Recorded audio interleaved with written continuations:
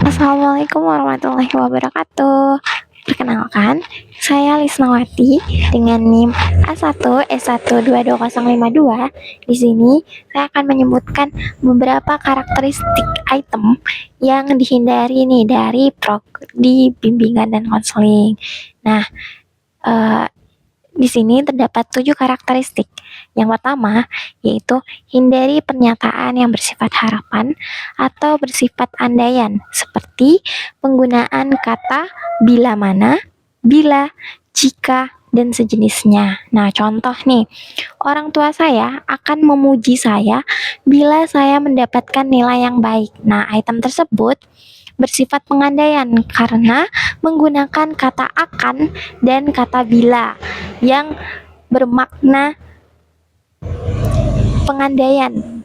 Sebaiknya pernyataan tersebut diubah menjadi orang tua saya memuji saya ketika saya memperoleh nilai yang baik. Nah, dalam item tersebut kan sudah menyatakan pengalaman yang sebelumnya sudah dirasakan oleh individu tersebut atau pengalaman yang sudah terjadi sebelumnya.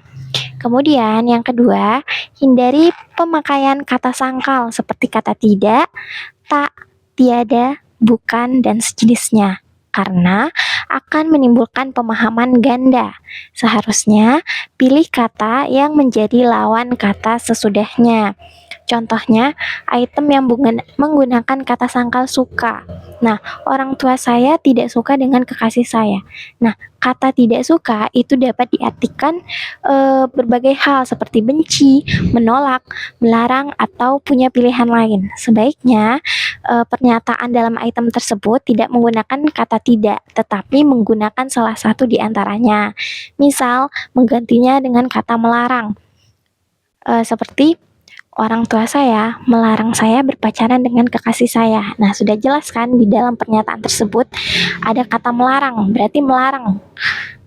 Kemudian yang ketiga yaitu menghindari penggunaan kata atau istilah teknis yang tidak umum. Nah, seperti contohnya dalam pernyataan, dalam mengajar saya suka memberikan reinforcement kepada murid saya. Nah, kata reinforcement tersebut merupakan kata yang tidak umum dan bersifat teknis yang bukan semua kalangan atau jika digunakan dalam orang awam, maka mereka akan kesusahan untuk mengartikan kata reinforcement tersebut. Seharusnya atau sebaiknya pernyataan dapat diubah menjadi dalam mengajar, saya suka menyampaikan kepada murid saya bahwa ia mampu mencapai hasil belajar yang baik. Kemudian yang keempat yaitu menghindari item yang menggunakan ukuran ganda atau lebih dari satu.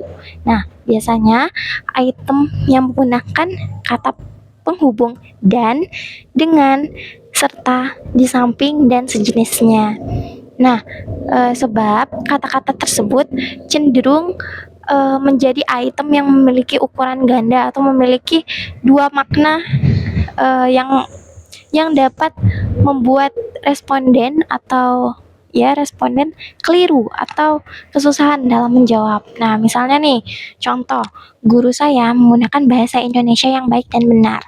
Nah, kata yang baik dan benar itu dapat menjadi dua item yang berbeda. Misal nih, guru saya menggunakan bahasa Indonesia yang baik, tapi dia belum tentu benar. Atau sebaliknya, guru saya menggunakan bahasa Indonesia yang benar, tapi belum tentu baik kan. Nah, sebaiknya item tersebut dipisah saja langsung menjadi dua item, yaitu guru saya menggunakan bahasa Indonesia yang benar dan guru saya menggunakan bahasa Indonesia yang baik. Kemudian yang kelima yaitu menghindari pernyataan atau pertanyaan yang hanya menyadap rasionalisasi dangkal. Nah, contohnya seperti saya dapat menyelenggarakan kegiatan belajar mengajar dengan baik bagi murid saya. Kata baik di pernyataan tersebut memiliki rasionalisasi dangkal. Seharusnya atau sebaiknya pernyataan dalam item tersebut dapat diubah menjadi saya dapat menyelenggarakan kegiatan belajar mengajar dengan runtut. Kemudian yang keenam yaitu menghindari pertanyaan yang menghendaki jawaban stereotip. atau yang menggiring responden untuk memilih jawaban tertentu. Misalnya pertanyaan atau pernyataan, orang tua saya mengharapkan saya berhasil dalam belajar. Nah, dalam pernyataan item tersebut cenderung akan dijawab iya. Ya, sebab orang tua mana yang tidak menginginkan anaknya berhasil dalam belajar, bukan? Kemudian, sebaiknya dalam item tersebut dapat diubah seperti orang tua saya mengharapkan saya berhasil dalam belajar. Mungkin bisa diubah orang tua saya akan memberikan pujian ketika saya berhasil dalam belajar. Seperti itu kan masuk ke dalam poin yang pertama tadi dan lebih rinci atau lebih jelas. Kemudian yang ketujuh atau yang terakhir yaitu menghindari item yang bersifat ambigu, tidak tegas dan meragukan. Contohnya tuh dalam pernyataan item, saya sering membantu pekerjaan orang tua saya. Nah, kata sering justru membuat itemnya tidak tegas karena ukuran frekuensi yang digunakan untuk item tersebut yaitu selalu, sering, kadang-kadang, jarang, tidak pernah. Nah, kalau misalnya individu tersebut selalu membantu orang tuanya, nah kan dia jadi ambigu nih, dia harus memilih sering atau memilih selalu. Jadi sebaiknya diganti saja menjadi saya membantu pekerjaan orang tua saya, atau bisa lebih spesifik, saya membantu mencuci piring ketika sore hari atau sebagainya. Kan sudah jelas dan tidak menimbulkan pernyataan yang ambigu.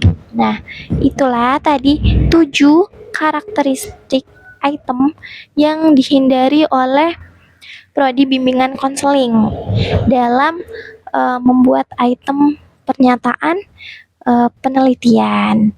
Nah, sekian penjelasan yang bisa saya sampaikan.